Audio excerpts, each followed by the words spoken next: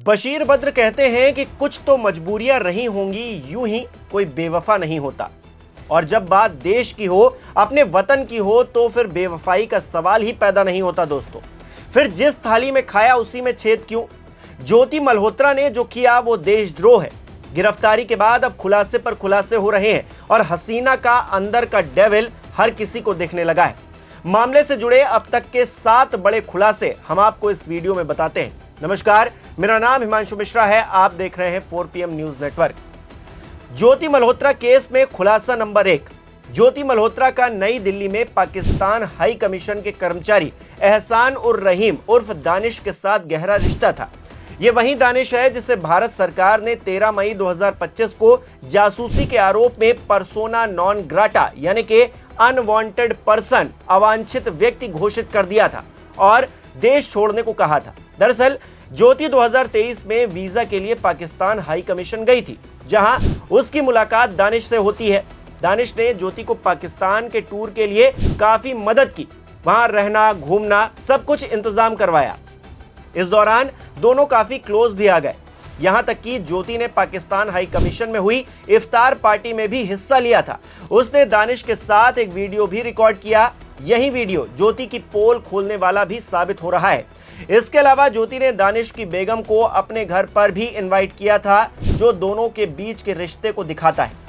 खुलासा नंबर 2। ज्योति एक पाकिस्तानी खुफिया एजेंट के साथ लव अफेयर में थी और हाल ही में उन दोनों ने एक साथ इंडोनेशिया के बाली की यात्रा की थी। ये एजेंट दानिश था या फिर उससे जुड़ा कोई और शख्स था, फिलहाल ये साफ नहीं है, पर बाली जाना शक पैदा जरूर करता है। कुछ लोग दावा कर रहे हैं कि ज्योति लव जिहाद के जाल में फंस गई। हालांकि इस दावे की अब तक कोई भी आधिकारिक तौर पर पुष्टि नहीं हुई है। खुलासा नंबर 3। ज्योति ने 2023 में 2 बार और 2025 में 1 बार पाकिस्तान की यात्रा की। यहां उसने ISI एजेंटों से मुलाकात की। 2023 की पहली यात्रा में ज्योति एक डेलीगेशन के साथ पाकिस्तान गई थी, जहां दानिश ने उसकी मुलाकात ISI एजेंट अली एहसान, शाकिर और राणा शहबाज से करवाई थी। जबकि मार्च 2025 में जब ज्योति फिर से पाकिस्तान गई तो वहां उसकी ट्रिप का पूरा इंतजाम, पूरा खर्चा पाकिस्तानी एजेंटों ने ही किया। ज्योति ने इन एजेंटों के साथ व्हाट्सएप, टेलीग्राम और स्नैपचैट जैसे इनक्रिप्टेड प्लेटफॉर्म्स के जरिए कम्युनिकेट किया। ज्योति ने एजेंटों के नाम भी अलग अलग तरह से सेव कर रखे थे, जैसे कि राणा शहबाज का नंबर उसने जट रंधावा के नाम से सेव किया था। एक फोटो भी निकलकर सामने आ रही है, सोशल मीडिया पर काफी वायरल भी हो रही है। उस फोटो का कैप्शन काफी दिलचस्प दिखाई दे रहा है। उस कैप्शन में लिखा है, रंधावा जी सेड, बिल्लो तेरी आंख कातिल, are these pictures justifying the lyrics. यानी कि रंधावा साहब के साथ कुछ ना कुछ कनेक्शन इनका जरूर था। और क्या रंधावा वही व्यक्ति था जिसके साथ इंडोनेशिया का ट्रिप किया गया था? पूरी बातें धीरे धीरे करके साफ होंगी, खुलासे होंगे और भी। लेकिन अब आते हैं इस पूरे मामले पर। खुलासा नंबर 4। पहलगाम आतंकी हमले से भी ज्योति का कनेक्शन बताया जा रहा है। दरअसल जनवरी 2025 में ज्योति श्रीनगर और पहलगाम की ट्रिप पर गई थी, जो पहलगाम में हुई आतंकी हमले से 3 महीने पहले की ट्रिप थी। उस वक्त ज्योति ने श्रीनगर से बनिहाल की ट्रेन यात्रा का वीडियो भी पोस्ट किया था। जांच एजेंसियों को शक है कि ज्योति ने पहलगाम की यात्रा के दौरान संवेदनशील जानकारियां इकट्ठा की होंगी, जो आतंकी हमले से जुड़ी हो सकती हैं। ज्योति ने ऑपरेशन सिंदूर से जुड़ी सीक्रेट इंफॉर्मेशन भी पाकिस्तानी एजेंटों को दी होगी, ये कहा जा रहा है। खुलासा नंबर 5। बताया जा रहा है कि ज्योति हरियाणा और पंजाब में एक्टिव एक बड़े जासूसी नेटवर्क का हिस्सा थी, जिसे लेकर कुल 6 लोगों की गिरफ्तारी भी हुई है। मीडिया रिपोर्ट्स के मुताबिक ज्योति के अलावा पकड़ा गया गुजाला वीजा प्रोसेस में मदद करता था। इसी तरह यामीन मोहम्मद हवाला के जरिए पैसे भेजा करता था। देविंदर सिंह ढिल्लो मिलिट्री बेस के वीडियो बनाता और अरमान भारतीय सिम कार्ड और डिफेंस एक्सपो की जानकारियां देता था। यह पूरा नेटवर्क नूह, कैथल, हिसार और मलेर कोटला यानी कि पंजाब तक फैला हुआ था। बताया जा रहा है कि ज्योति ने इंडियन आर्मी की सीक्रेट इंफॉर्मेशन जैसे कि ऑपरेशन सिंदूर और डिफेंस एक्सपो को लेकर जानकारियां पाकिस्तानी एजेंटों तक पहुंचाई हैं। खुलासा नंबर 6। ज्योति के परिवार और उससे जुड़ी चीजों को लेकर कई जानकारियां सामने आई हैं, जैसे कि 33 साल की ज्योति अनमैरिड है और हिसार की न्यू अग्रसेन कॉलोनी की रहने वाली है। उसने कुरुक्षेत्र यूनिवर्सिटी से बीए किया हुआ था। पिता हरीश मल्होत्रा ने बताया है कि ज्योति ने लॉकडाउन के बाद वीडियो बनाना शुरू किया था। उससे पहले दिल्ली में 20,000 रुपए की वो नौकरी किया करती थी।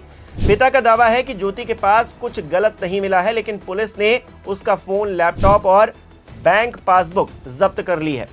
पिता का दावा यह भी है कि उनकी बेटी के अकाउंट में बहुत ज्यादा रुपए नहीं है। हर महीने 20 से 25,000 रुपए उनके अकाउंट में आते हैं, जो कि YouTube वीडियो से जो पैसे आते हैं वही हैं। लेकिन सवाल यही खड़ा होता है दोस्तों कि 20 से 25,000 रुपए में क्या कोई दुनिया भर की यात्रा कर सकता है? क्या इतनी लग्जरी लाइफ जी सकता है? उनके वीडियोस जाकर देखिए, उनके जो शॉर्ट्स हैं, उनके जो रील्स हैं, उनको जाकर देखिए किस तरह से लग्जरी लाइफ ज्योति मल्होत्रा जी रही थी। और क्या ये ज्योति मल्होत्रा 20-25 हजार रुपए में इतनी लग्जरी लाइफ जी रही थी? 5 स्टार होटलों में रुकना, लग्जरी तरह से ट्रैवल करना, जगह जगह पर घूमना, खाना पीना, सब कुछ हो रहा था उनकी जिंदगी में। तो क्या ये सिर्फ 20-25 हजार रुपए में हो रहा था, जैसा कि दावा उनके पिता कर रहे हैं, या फिर कोई और बात थी? पैसा कहीं और से आ रहा था, कैश मिल रहा था कहीं से, जिसका फायदा वो उठा रही थी, स्पॉन्सर्ड थी वो, जिसके बाद उन्होंने वो लग्जरी लाइफ जी। लेकिन अब उसका खुलासा धीरे धीरे करके हो रहा है। एक और खुलासा जो इस मामले पर हुआ है, खुलासा नंबर 7 के जरिए मैं बताता हूं। ज्योति ने अपने YouTube चैनल ट्रैवल विद जो, जिसके 3,77,000 सब्सक्राइबर हैं, और इंस्टाग्राम अकाउंट @travelwithjo1, जिस पर 1,32,000 फॉलोअर्स हैं, उसका इस्तेमाल न सिर्फ पाकिस्तान की पॉजिटिव इमेज बिल्ड करने के लिए किया, बल्कि भारत को बदनाम करने की कोशिश भी की। ज्योति के वीडियोस में लाहौर यात्रा, पाकिस्तानी मंदिर और स्थानीय संस्कृति को पॉजिटिवली दिखाया गया है। एक इंस्टाग्राम पोस्ट में ज्योति ने उर्दू में लिखा है, इश्क लाहौर। ऐसे में जांच एजेंसियों का मानना है कि ज्योति की सोशल मीडिया वाली जो ताकत थी, उसको इस्तेमाल करते हुए ISI ने भारत के खिलाफ प्रचार और जासूसी के लिए काम किया। ज्योति ने अपने व्लॉग में पाकिस्तान हाई कमीशन के अंदर का वीडियो भी शेयर किया, जिसमें दानिश भी दिखाई दे रहा है। यह इस बात का सबूत है कि ज्योति पाकिस्तानियों से काफी ज्यादा घुली मिली हुई थी। अब जानकर या फिर अनजाने में ज्योति ने जो किया, वो देश कभी भी माफ नहीं करेगा। कल हमने एक इनपुट के आधार पर ज्योति रानी पुत्री हरीश कुमार RO अग्रसेन एक्सटेंशन हिसार को ऑफिशियल सीक्रेट एक्ट और 152 BNS के अंतर्गत अरेस्ट किया है। इसके पास प्राप्त मोबाइल और लैपटॉप से हमें कुछ संदिग्ध सामग्री प्राप्त हुई है। इसको हमने 5 दिन की रिमांड पे लिया है, पूछताछ जारी है। यह लगातार पाकिस्तानी नागरिक के संपर्क में थी, उसके बारे में इससे पूछताछ की जाएगी।